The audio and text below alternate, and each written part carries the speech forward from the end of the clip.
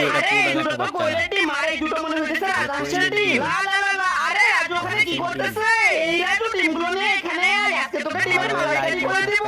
রাজু বল, রাজহাঁসের ডিম খাবি নাকি কোয়েলের ডিম খাবি? কোয়েলের ডিমে নাকি অনেক পুষ্টি, তার জন্য তোকে আজকে কোয়েলের ডিম রান্না করে দিব। ডিমগুলো তো ভালো করে সিদ্ধ করে তুলে নিলাম, এখন চুলার উপরে কড়াইটা দিয়ে একটু তেল ঢেলে নি। হলুদ মশলা লবণ দিয়ে তো আমরা মশলাটা অনেকক্ষণ সিদ্ধ করে নিলাম, এখন তো ডিমগুলো কড়াইয়ের ভিতর দিয়ে দিব। ডিমগুলো তো কড়াইয়ের ভিতর দিয়ে ভালো করে নাড়াচাড়া করতেছি। নিচে থাকা সাদা রঙের সাবস্ক্রাইব বাটনে ক্লিক করে যারা সাবস্ক্রাইব করে দিবে তাদের মা বাবা যেন অনেকদিন বেঁচে থাকে, আর যারা ভিডিওতে লাইক করবে তাদের মনের আশা যেন পূরণ হয়, আমি দোয়া করে দিলাম। এই তো ডিমের মালাইকারি তো রান্না করা হয়ে গেছে, এখন এগুলো কুঞ্চির মাথায় করে রাজুকে খেতে দিব। বন্ধুরা, তোমরা কেউ কখনো কি কোয়েল পাখি ডিমের মালাইকারি খেয়েছো?